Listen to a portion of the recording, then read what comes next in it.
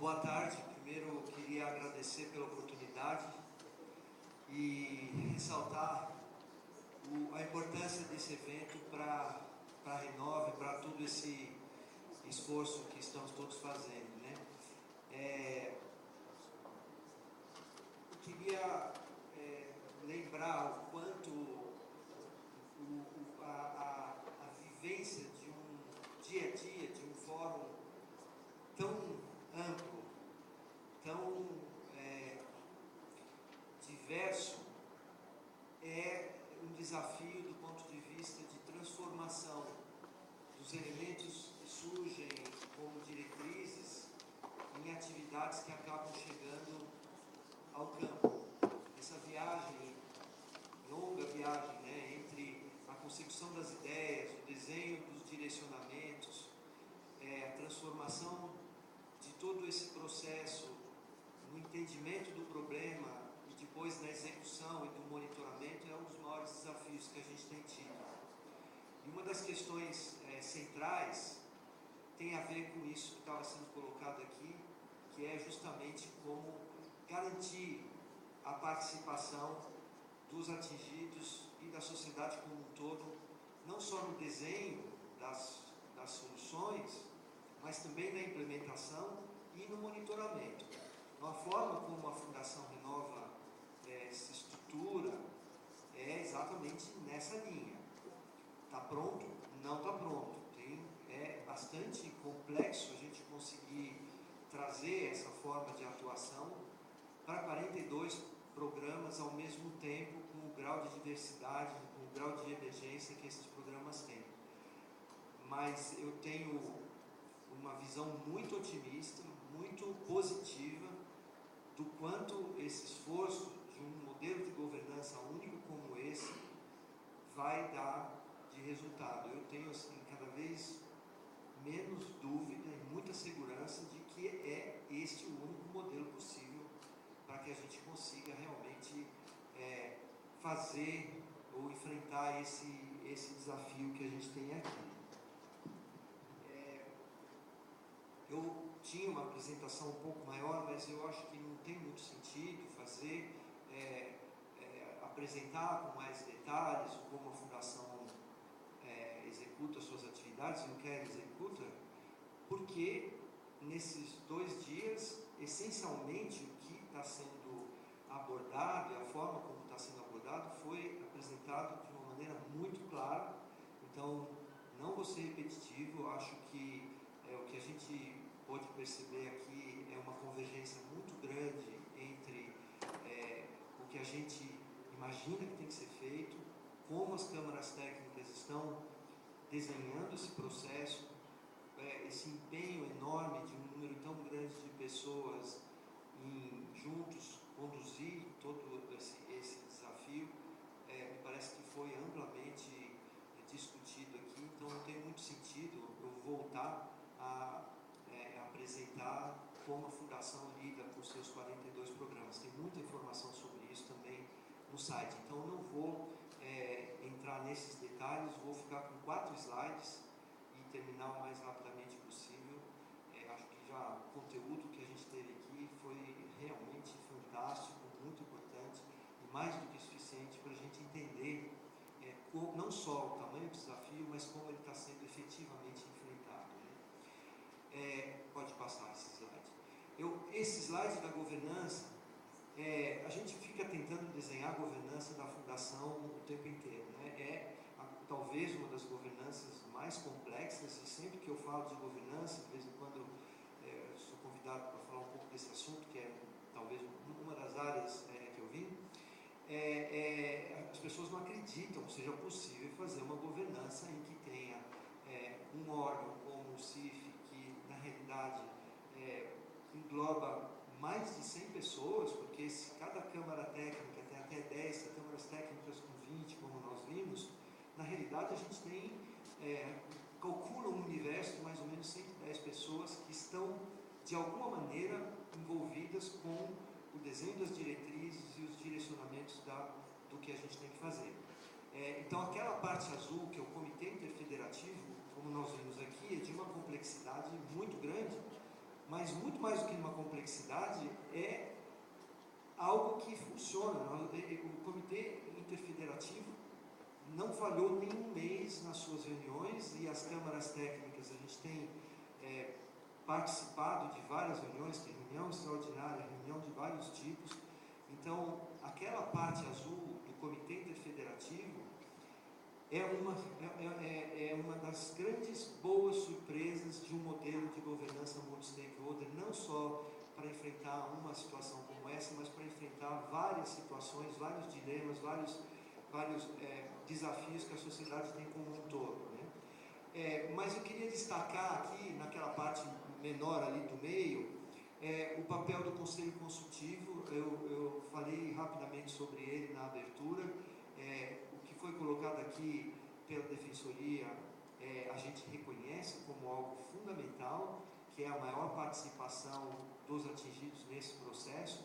A Fundação tem o Conselho Consultivo. O Conselho Consultivo procura trazer para o dia a dia da Fundação e das decisões da Fundação as pessoas que efetivamente estão no campo, que foram atingidas.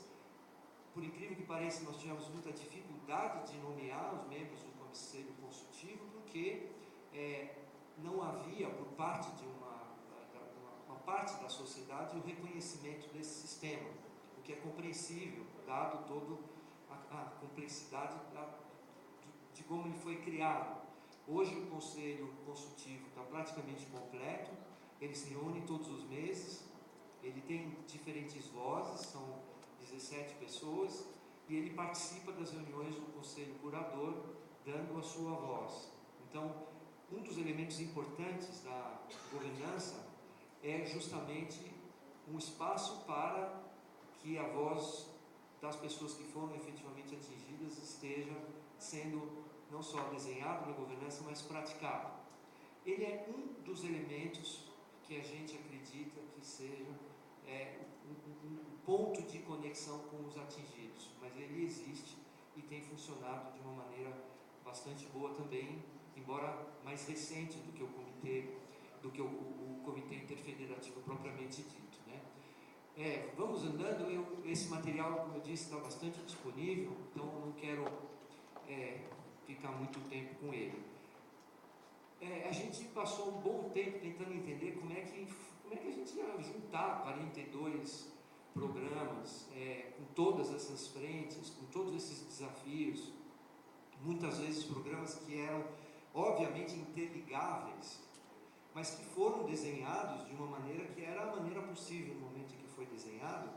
Então, esse desenho é um esforço que foi feito em várias reuniões, inclusive com atingidos e boa parte da sociedade, que afinal de contas, o que é isso? E aquelas três palavras lá em cima, os 3 conceitos em cima, são 3 conceitos muito importantes para a Fundação Renova. Primeiro, o que nos move. Primeiro, o agora.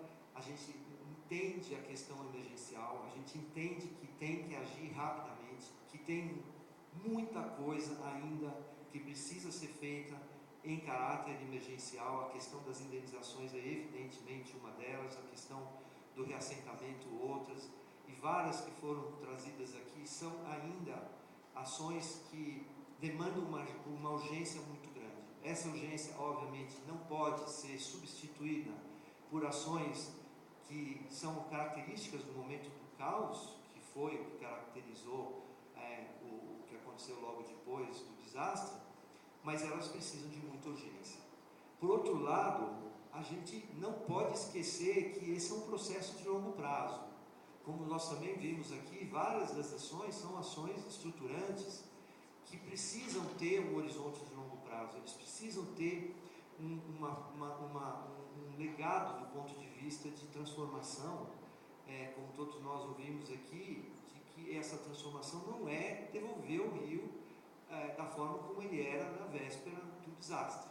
Então, essa conexão entre as ações de emergência, a pressão da emergência, o desespero da emergência, que é absolutamente legítimo, ele precisa ser combinado com ações estruturantes. E esse é um dos grandes desafios que a gente tem. E a última palavra é juntos, é um pouco do que a gente está dizendo aqui. Para a gente não tem nenhum sentido fazer tudo isso sem as pessoas que são aquelas que não só vão participar do resultado do que está sendo feito, mas muito mais do que isso, em grande parte, fazer junto, desenhar junto. Nós não temos as soluções, essas questões não são soluções de prateleira, que você vai lá, encontra, não resolver o problema da agricultura, o problema do rejeito, a própria questão da indenização e várias outras frentes, são questões que não são definíveis por uma teoria, por um livro, por uma consultoria, não é assim. Então, essa questão da participação dos juntos é um pilar central na Fundação Renova, desde que a gente começou a fazer. É difícil, nós lutamos com uma questão muito complicada de ter um mínimo de confiança. Não acredito que a gente possa ter aspirações de ampla confiança de toda a sociedade, não é isso, mas a quantidade de ações contrárias à própria existência da Renova prejudica de uma maneira imensa a construção desse processo conjunto. Então, um dos grandes desafios que a gente tem a gente parte do princípio, nós somos criados, embora independentes, nós somos criados para lidar com um desastre. Esse desastre, obviamente, é associado com as empresas que são, com as mineradoras e com a mineração como um todo.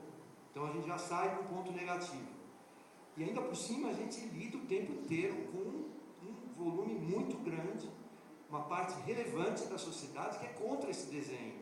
Então, os profissionais da Fundação Renova são profissionais, e o desenho de fazer essa construção conjunta, ele parte muitas vezes de uma situação muito negativa. E a gente tem que apostar e continuar insistindo e acreditando que esse diálogo vai ser estabelecido e está sendo estabelecido, e grande parte das ações que a gente tem feito, a gente acredita e está vendo que elas são resultantes já de um processo de interação verdadeiro com a sociedade. E tem algumas coisas fundamentais. Primeiro, o ponto central, pode voltar? O ponto central são as pessoas e as comunidades. Nós não somos uma organização voltada para um desastre ambiental. Claro que o desastre ambiental é central, claro que o desastre ambiental é extremamente dramático, mas a gente está falando, acima de tudo, de uma situação social, de uma situação que mudou a condição de vida de um número muito grande de pessoas, e são essas pessoas as que não só, como eu falei, vão ser as que vão receber de alguma maneira o processo, de transformação, mas que vão fazer o processo de transformação. Então a gente entende que de alguma maneira nós estamos falando de um movimento de transformação, não é uma organização que está lá arrumando coisa, gastando dinheiro. É também isso, mas é muito mais. Acho que isso tudo que nós vimos aqui, o Comitê Interfederativo, as câmaras técnicas, esse número imenso de pessoas, na realidade nós estamos falando de um movimento que tem que ter o engajamento da sociedade para que ele realmente seja efetivamente implementado, que tem que ter, obviamente, o envolvimento dos atingidos. Não é fácil. Então a questão central são as pessoas e as comunidades. A partir daí a gente consegue olhar um pouco mais no mundo de terra e água, que está ali do lado esquerdo, e obviamente endereçar as questões de infraestrutura de tudo isso. Vamos lá. Não, acho que você foi para trás. Então, só 3 slides, tá? Vou falar um pouquinho, só fazer uma espécie de um zoom em cada uma dessas frentes. A primeira frente é o que a gente trata, como todo esse processo de engajamento e diálogo. A questão mais importante é estabelecer esse relacionamento. Como eu disse, às vezes estabelecer esse relacionamento partindo de, não só uma muralha, mas partindo de uma cerca com uma situação muito dramática de relacionamento. E a gente consegue aceitar isso, porque é compreensível que assim seja. Mas essa ação de engajamento, ela pressupõe hoje mais de 200 pessoas da Fundação Renova que se dedicam exclusivamente a isso, seja através dos canais de diálogo, são vários pontos ao longo do Rio. A Fundação, ao todo, tem quase 60 pontos de contato ao longo do Rio, e pontos que são voltados exclusivamente para diálogos, outros para negociação. Então tem várias frentes, não vou entrar em detalhes aqui em todos eles, mas mais de 200 pessoas que se dedicam exclusivamente a isso. Esse processo já resultou em mais de 1.500 reuniões nesse ano de existência da Fundação. A gente está falando de mais ou menos, hoje, 130 reuniões que ocorrem todos os meses, corriqueiramente. Todas essas reuniões são documentadas, têm a participação. Nós estamos falando de mais ou menos 50 mil pessoas que já participaram de algumas reuniões da Fundação Renova. É suficiente? Não é suficiente, a gente sabe disso, tem um longo caminho, mas também não é pouco, né? 1.500 oportunidades de realização dessa interação, né? A segunda frente é a de identificação e indenização. Outro mega desafio, como vocês viram aqui, o cadastro não é trivial, essa discussão de elegibilidade é muito complexa. Então, tudo que foi colocado aqui tem todo sentido. A gente precisa efetivamente ter uma melhor forma de lidar com essas questões do que é elegível, o que não é elegível, como é que funciona, como o cadastro é desenhado, como o cadastro é feito, como ele é entendido. Então, isso é algo extremamente complexo. Hoje a gente está com 23 mil cadastros, devemos chegar a mais ou menos 25 mil.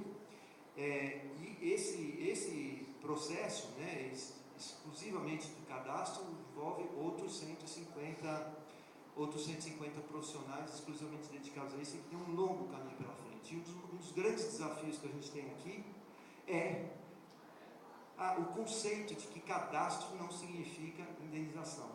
Então, o que a gente percebe, e já você ouve isso no supermercado, para cá e para lá, falando, vai lá, cadastra que você vai ganhar um dinheiro. Então, isso é uma situação complicada, compreensível, mas que a gente tem que lidar com ela. Então, os próximos meses dessa experiência, ela vai passar por um mergulho nesse universo. Eu acho que a CTOS é talvez o grande fórum onde isso deve acontecer, onde esse debate deve acontecer. E a gente tem buscado trazer essa voz dos atingidos para essa discussão. O Conselho Consultivo tem crescentemente participado das discussões de como isso vai estar. Então, esse é um dos grandes desafios que a gente tem pela frente, que é o mundo da indenização. Na questão, o mundo da identificação. Na indenização, é também bastante complicado. Hoje já são mais de 210 mil negociações. Isso significa por volta de 1.200, 1.300 negociações ocorrendo por dia.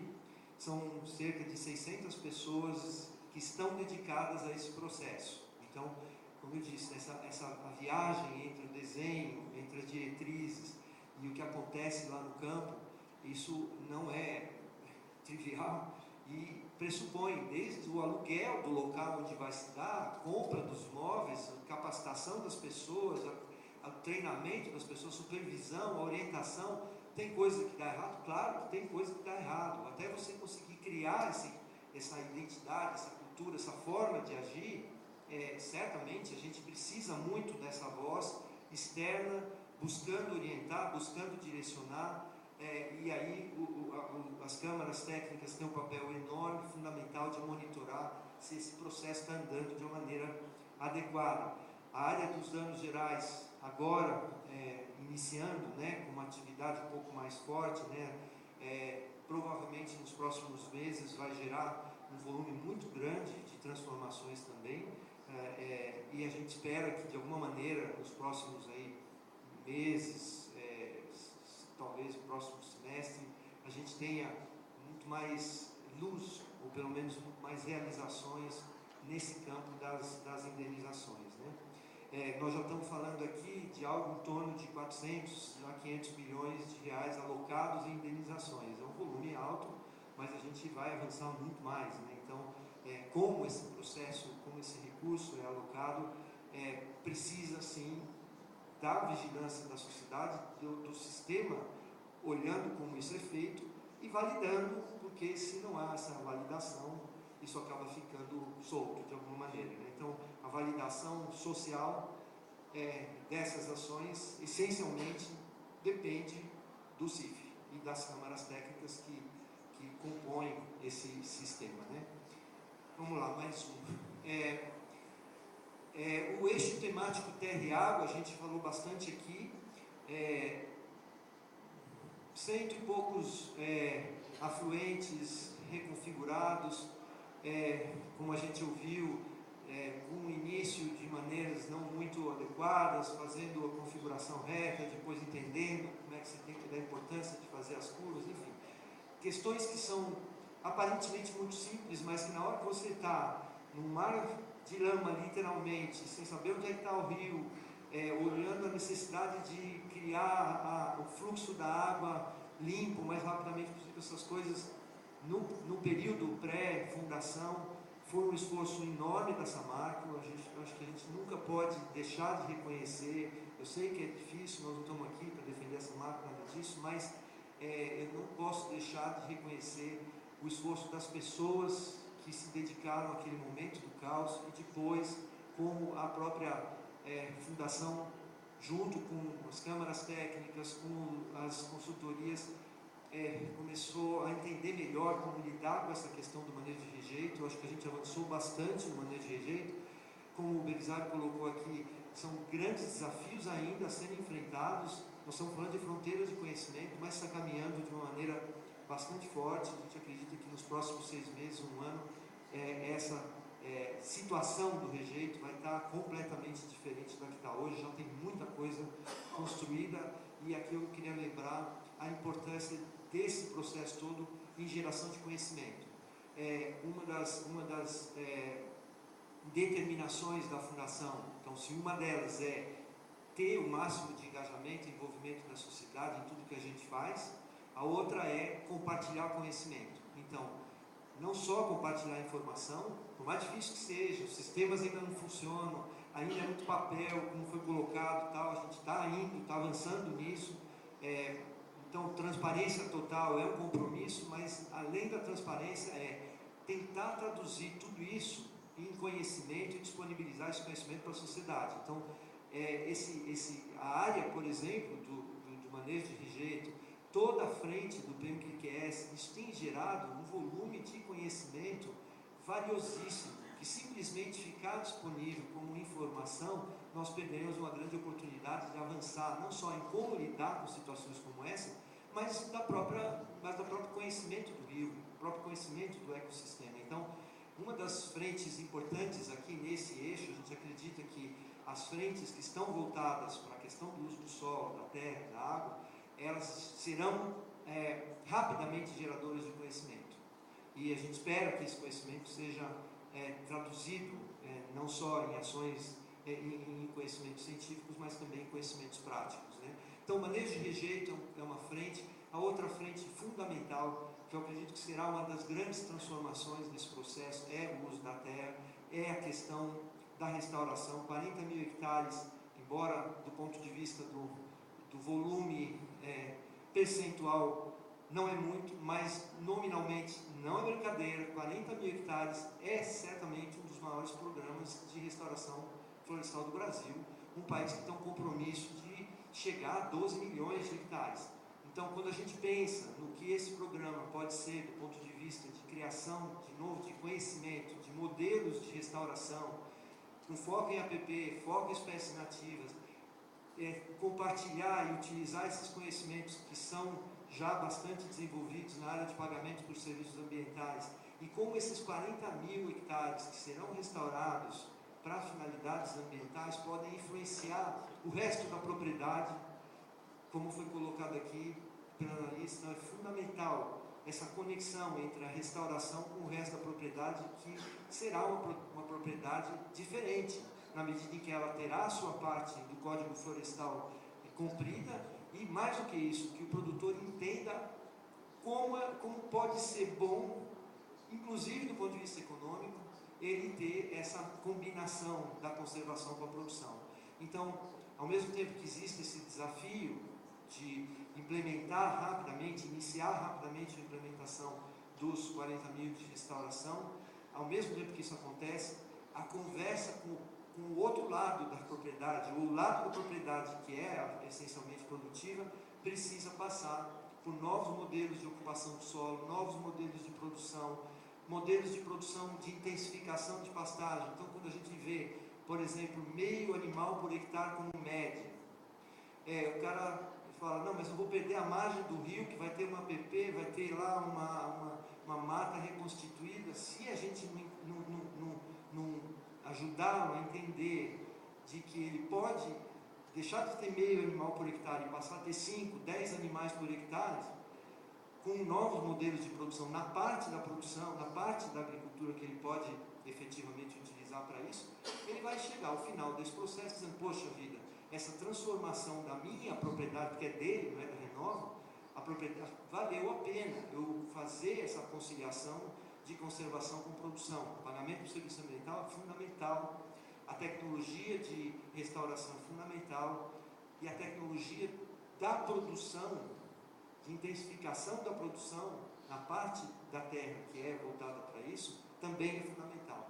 E juntar isso, como foi colocado dentro de um conceito de paisagem, é algo que é um grande desafio, mas pode ser um dos principais modelos de transformação do uso da terra no Brasil. Eu não tenho nenhuma dúvida disso. O Rio Doce pode vir a ser um modelo de transformação de uso do solo. Esses 40 mil hectares, embora do ponto de vista percentual possa parecer pouco, ele pode ter um poder de transformação de 1 milhão de hectares.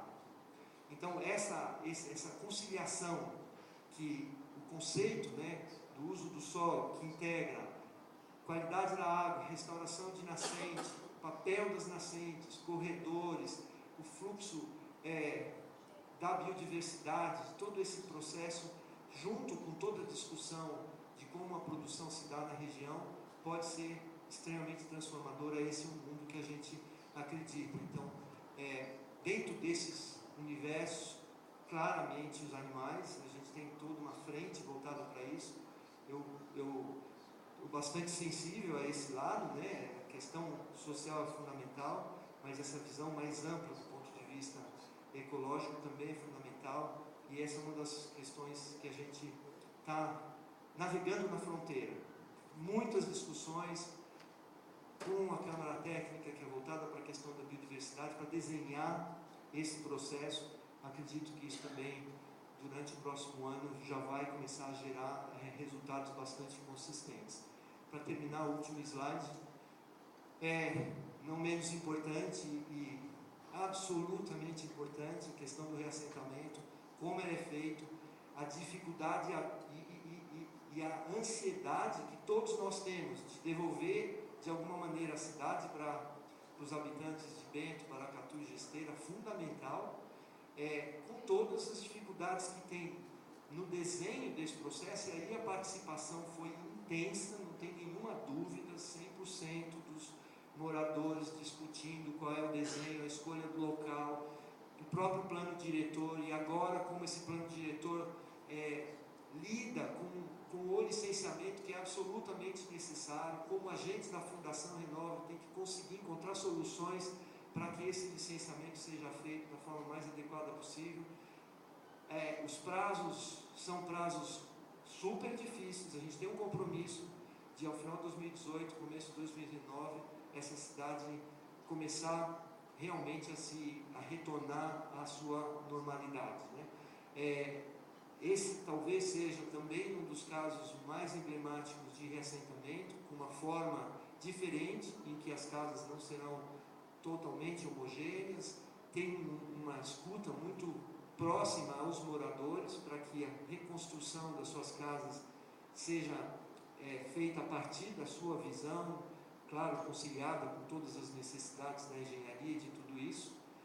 E essa é uma das frentes que nos mais angustia, pela premência de poder imaginar essas pessoas de alguma forma retornando à sua vida como, não como era, porque nunca vai ser, mas minimamente próximo ao que poderia ser quando eles moravam na Bento original, em Paracatu original, e também nas casas de Esteira.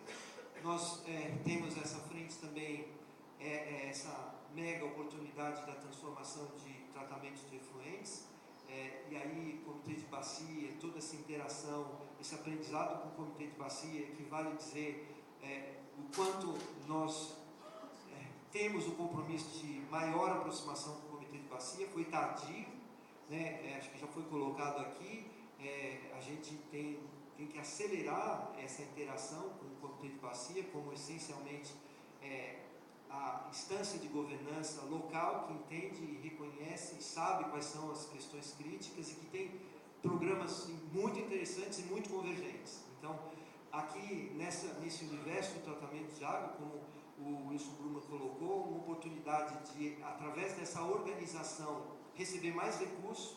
A gente está vendo o interesse do Banco Mundial, do International Finance Corporation, do BNDES, em falar, olha, se esse desenho, que é único, de ter um rio não só monitorado, como já de uma maneira única no Brasil, mas também com um sistema racional de otimização da área de tratamento de efluentes e resíduos sólidos, do ponto de vista de atração de investimento em capital para PPPs e tudo isso, é evidentemente uma oportunidade. Então, a gente já está ouvindo isso, a gente já está vendo várias organizações dizendo, olha, talvez esse seja um lugar no Brasil onde lidar com a questão do redesenho do mundo de tratamento de efluentes seja única.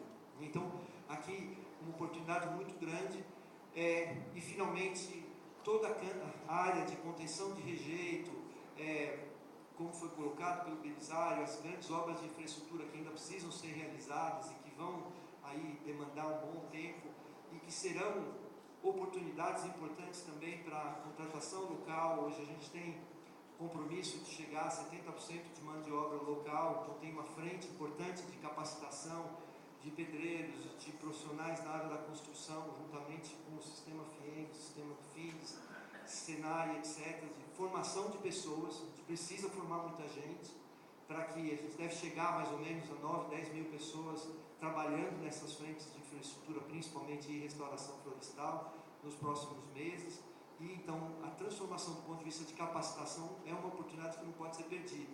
Então esse é um compromisso da gente chegar a 70% de contratação local e a contratação das empresas locais, não é só as pessoas, o que significa a capacitação de empresas. São programas que já estão em curso, um pouco do que se falou aqui, dos recursos, dos fundos que já serão lançados nos próximos dias, para fazer com que esse fluxo de capital alavanque a capacitação dessas organizações nos próximos meses. Então, infraestrutura, contenção de rejeito tem um papel muito grande nesse processo. Então, eu termino por aqui. Queria agradecer demais a oportunidade que a gente teve, de alguma maneira, compartilhar um pouco dessa experiência, mas mais do que isso, a oportunidade de ouvir, a partir das câmaras técnicas, a perspectiva das câmaras técnicas de como esse empreendimento conjunto pode se dar, pode ser transformador.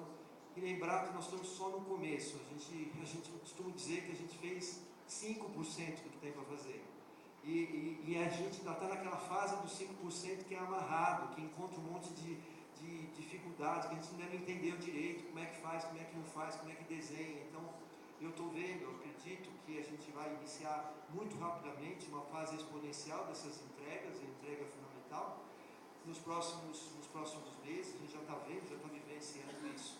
Então, esses dias aqui, para a gente foram dias muito importantes para a gente entender qual é a perspectiva das câmaras técnicas, ajustar a forma como a gente vai fazendo e, acima de tudo, exercitar aqueles juntos que foi lá naquela primeira observação. A gente acredita que não tenha nenhuma forma mais eficiente, mais transformadora de lidar com uma situação como essa do que essa que está desenhada, né? Mas eu não queria deixar de terminar com a frase do Filipão. Para mim foi uma frase muito, muito legal. Homens e mulheres, não tem mulheres, mas homens e mulheres são como água, crescem porque se encontram, né? E eu acho que, de certa maneira, o que a gente está vivenciando aqui é um pouco desse crescimento conjunto mesmo, de um processo que as pessoas acreditam num modelo de transformação que é difícil, que é desafiador, que demanda muita paciência, demanda muita resiliência, mas eu não tenho nenhuma dúvida que a gente está no caminho. Eu queria agradecer muito, Sueli, turma toda do CIF. Não dá para nomear todos, mas obrigado pela oportunidade.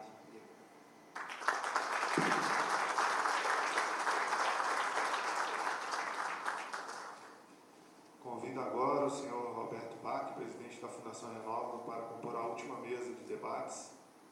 E quem tiver interesse em fazer alguma pergunta, o microfone está aberto.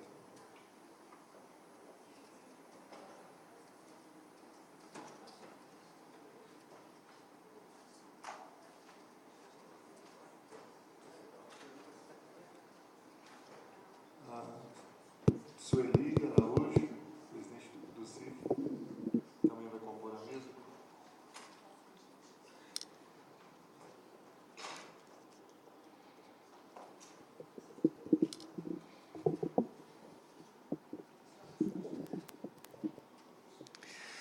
Boa tarde, meu nome é Jair. Eu sou, na verdade, lá do Paraná. Não sou mineiro, nem capixaba. Sou do Paraná, da Universidade Estadual. E participei um pouquinho da Câmara Técnica de Água e Floresta, no desenho. E trago aqui, talvez, esses 2 dias, uma contribuição, Sueli, porque eu acho que o Roberto muito bem falou. Acho que as instituições são compostas de pessoas. E a partir das pessoas é que a gente faz as coisas acontecerem, né? Eu acho que o Brasil está numa grande oportunidade, né? Infelizmente, em função de um desastre, mas numa grande oportunidade de agir de uma maneira mais sistêmica, integral, dentro de um território, e quem sabe serve de aprendizado para a gente poder agir de uma maneira proativa, né? Não reativa, mas de uma maneira proativa, em outros territórios, como o território de São Francisco. Nós temos grandes desafios ambientais e sociais a enfrentar, inclusive em decorrência das mudanças climáticas. Eu acho que a turma do meio ambiente está olhando isso imensamente, inclusive também Minas Gerais e a Bacia do Doce, né? O cenário não é animador, a gente olhando a longo prazo, né? Então, acho assim que tudo que eu vi, eu fico realmente muito contente, porque as pessoas que foram escolhidas, Roberto também pela sua história, sempre trabalhou na fronteira, né? Biólogo e administrador na fronteira aí da sustentabilidade já há tantos anos, né? Então, a gente fica contente em ver de que, à frente desse desafio, estão pessoas como a Gisela, né? Que tem uma garra enorme, né? A própria Sueli, e no nome delas a todos. Nós, lá na Bacia do Paraná 3, conseguimos implementar uma abordagem sistêmica sem ter uma crise, né, como essa. E trago aqui a mensagem para dizer que sim, que funciona, que dá certo, essa co-construção com a sociedade, ela é possível, ela dá resultado e ela é transformadora. Então, acho que, às vezes, a gente se desespera um pouco frente ao tamanho da problemática, né? A gente fica quase que estático, né? Mas trago aqui a mensagem que sim, que funciona a participação da sociedade, da comunidade, na reconstrução e construção do seu território de uma maneira corresponsável, onde nós, agentes públicos, empresas, né, organismos, na verdade, estamos ajudando a tornar aquele território que é deles mais sustentável, né? Então, trago aqui essa mensagem para dizer que estou contente também como brasileiro e todos nós como brasileiros e brasileiras que estamos perante esse desafio e que aproveitemos esse desafio para fazer disso uma grande diferença. Muito obrigado.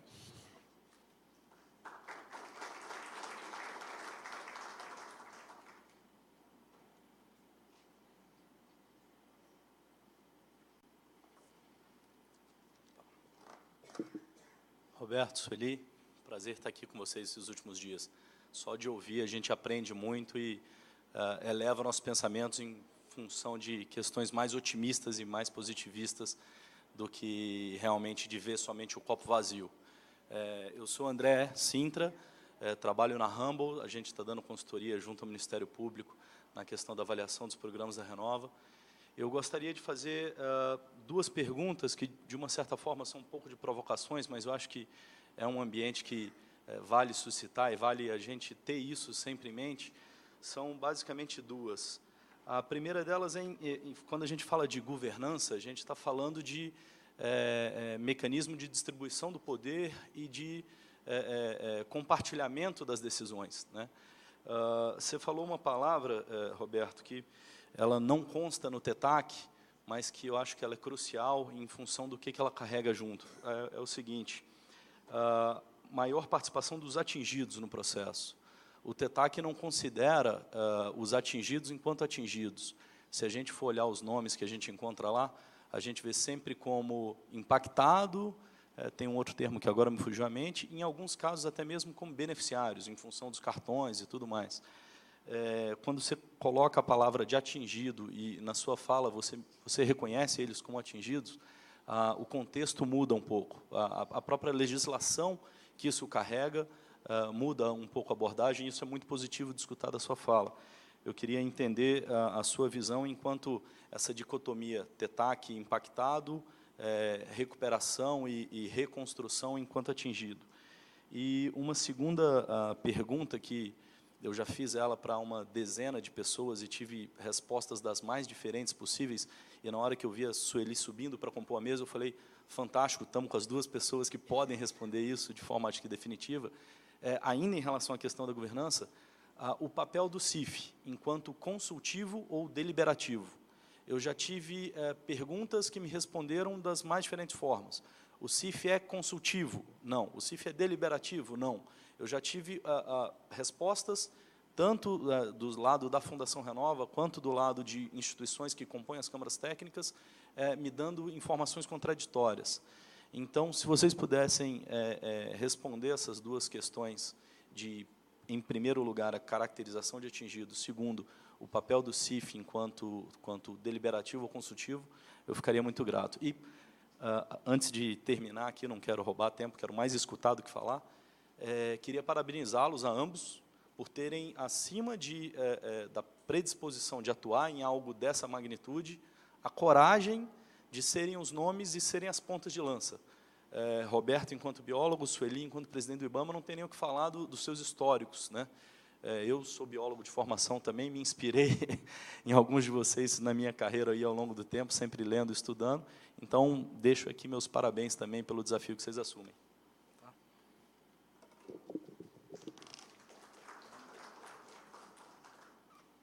Bom, falar primeiro sobre a questão da participação. Todos nós reconhecemos que a participação da comunidade, tanto no processo de formulação dos programas, quanto na sua implementação, tem que ser intensificado. Então, isso é consenso em todas as câmaras técnicas, nos membros do Comitê Interfederativo, na equipe da Renova, na direção da Renova. Então, assinamos embaixo dessa constatação da necessidade de intensificar a participação social. Não é simples fazer isso, porque não é colocando 2 ou 3 representantes da comunidade em um conselho ou outro que isso vai acontecer. Isso é todo um processo complexo que envolve os 42 programas. E a diretriz para isso acontecer, ela já está dada. A gente está tentando fazer isso. Estamos no começo aí de um processo grande de garantir esse maior envolvimento da comunidade. Então, isso, para mim, é indiscutível, e isso vai ser cobrado, e a Renova quer fazer isso, e nós queremos fazer isso. De uma forma ou de outra, isso vai ser atingido. Isso é objetivo para todos nós, estando ou não no TETAC, e sendo incluído ou não como ajustes a um eventual novo TETAC que venha a surgir. Então, isso já é decisão, né? Em relação ao papel do CIF, né? O CIF, pelo TETAC, ele orienta os programas e depois ele acompanha os programas e ele vai validar ou não os resultados dos programas. Nessas tarefas todas, existe componente deliberativo, sim, não é meramente consultivo. Mas nós não gostamos de assumir isso, nós estamos dando ordem na Renova, nós estamos trabalhando junto com a Renova. Então, tem hora que é consultivo, tem hora que é deliberativo. Eu gosto mais a gente é parceiro de trabalho, tá? Mas as deliberações do CIF são deliberações. Não são sugestões, são deliberações. Até onde a gente vai? A gente só pode ir, eu entendo, e é assim que nós estamos orientando, é assim que nós estamos decidindo, a gente vai nas diretrizes gerais dos programas. A gente não vai em detalhes que impeçam a Fundação de propor alternativas diferenciadas para esses programas. Mas, quando nós deliberamos sobre as diretrizes, são deliberações, sim. Tá? São regras a serem seguidas. É assim que CIF e Renova entendem as deliberações do comitê.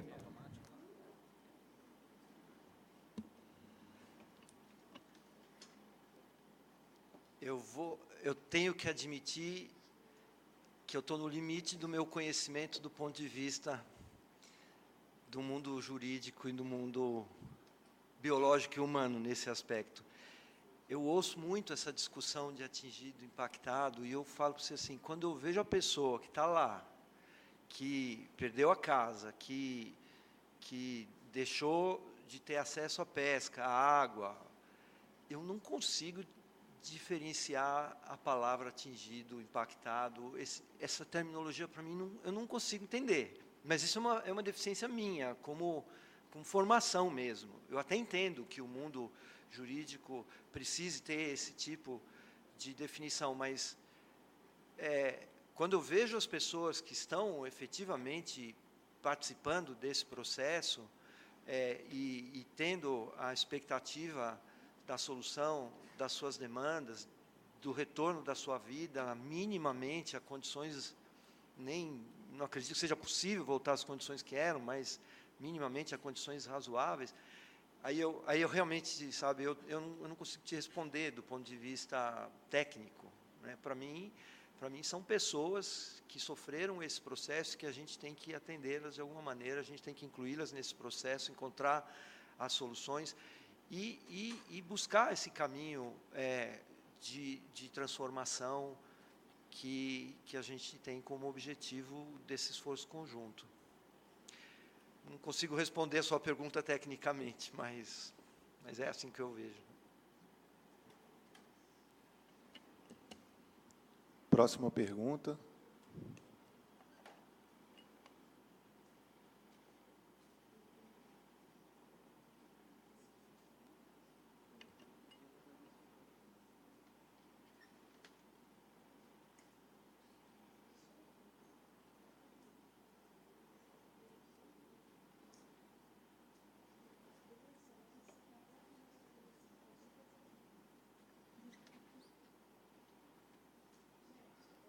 Se não temos mais perguntas, eu gostaria de fechar, dar umas palavras só para fechar o seminário.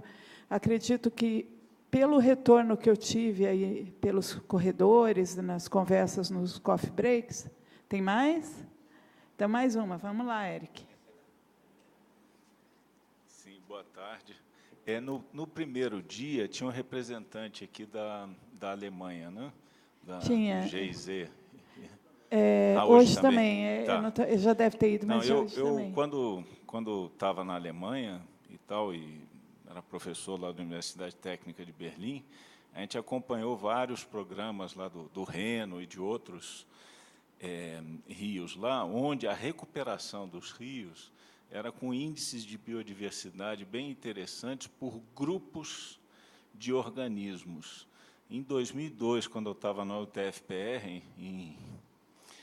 no Paraná, em Curitiba, eu sei que parece que um grupo de Minas estava fazendo um trabalho desse também, com esse. Então, seria uma coisa talvez interessante, de não sei se conseguir com o governo da Alemanha uma parceria para ver essa metodologia que já é usada lá.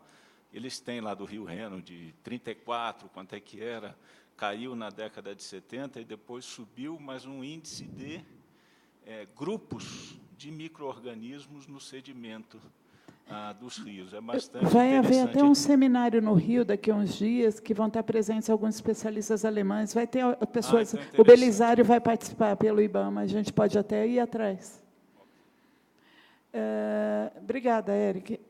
Bom, só para, então, finalizar, pelo retorno que a gente está tendo, eu acho que a questão da realização do seminário, ela veio em boa hora, era importante a gente mostrar toda essa sistemática, né, das câmaras técnicas, a relação com a fundação, acho que deve ter sido bastante esclarecedor, de ver o tamanho de estudo, né, a quantidade de pessoas envolvidas. Para mim, todo esse processo de estar à frente do CIF tem sido um aprendizado enorme, sabe, assim, pessoal, e de conseguir ver tanta gente trabalhando junto, né? E numa lógica por bacia, que a gente aprende na escola que tem que ser tecnicamente correta, mas nunca vê no dia a dia dos órgãos públicos, né? Então, isso é um desafio muito grande. Eu queria agradecer demais a presença de todo mundo. A gente vai replicar esses vídeos do seminário e pretende realizar edições menores de um dia no Espírito Santo e em Minas Gerais. Tá? A gente vai fazer essa versão mais compacta, tá? Todo mundo já aceitou participar disso. Então, a gente quer divulgar e talvez seja até uma forma junto à comunidade, deles entenderem o que está sendo feito de uma forma mais consistente, mais detalhada. Eu queria agradecer demais da minha equipe de apoio. A gente fez esse seminário com orçamento zero, tá? Zero mesmo, cada um... O pessoal da Ana desenhou a logo, imprimiu não sei aonde, o lencinho foi contribuição da Solange do meu gabinete, cada um deu um pouquinho, e o Ministério nos ajudou, junto com a Ana, com os coffee breaks, até ganhamos coffee breaks a mais hoje, né? Então, foi realmente com orçamento nulo. Então, agradecer muito o apoio de todos, da Solange, do Renato, que virou mestre de cerimônia também, né, Renato? Que é o nosso lutador, recebe milhares de documentos do CIF todos os dias e decide quem tem que analisar esses documentos. A quantidade de documentos é assustadora, tá? É assustadora, e ele está 24 horas ligado em quem que tem que analisar cada um dos documentos que chegam na secretaria do CIF. E além disso, ainda organizou, junto com a Solange, o seminário. Então, agradecer toda a equipe e todos os presentes e os resistentes aí até o final do dia, todos os membros do CIF, das câmaras técnicas, do Comitê de Bacia, todos os presentes em geral. Renato quer fazer alguns agradecimentos adicionais, né, Renato? Eu queria agradecer também, todo mundo agradeceu, queria agradecer também a equipe de apoio, a Analice, diretora aqui da DBFLO, cedeu bastante gente para tornar possível, né? E o trabalho continua, né? O calendário do CIF está no site. Teremos 2 reuniões em setembro, dia 14, teremos uma extraordinária na ANA, e dia 25 e 26 teremos a ordinária em Vitória, e, se for possível, hoje publicaremos as deliberações da reunião de quarta. Gente, uma coisa que é interessante, o site ele não era bom, mas ele está bom. Todas as notas técnicas estão lá. Assim que a reunião acaba, no outro dia as deliberações estão todas lá. Então, a gente está colocando com muita rapidez, com intervalo de 1 ou 2 dias, toda a documentação. Então, já está dando para acompanhar o andamento de tudo dentro do site do IBAMA, é só ver, no final vai ter um link, Comitê Interfederativo, os documentos estão todos disponíveis. É o www.ibama.gov.br/CIF, endereço simplificado que criaram. Também, das câmaras técnicas ainda não, tem as atas do próprio CIF, tem as notas técnicas das câmaras técnicas, essas estão todas lá. Isso eu tenho que... Isso, a Gisela tem tudo e mais um pouco da segurança hídrica no site da Ana. Nós vamos fazer... nós vamos criar um link para isso, nós estamos organizando essas atas com os coordenadores. Tá? As da Câmara Técnica de Segurança Hídrica sempre estiveram lá. Tá? Mas assim, está realmente bem melhor e mais fácil de manusear, para vocês conseguirem acompanhar o que a gente está fazendo. Então, agradeço mais uma vez a todos.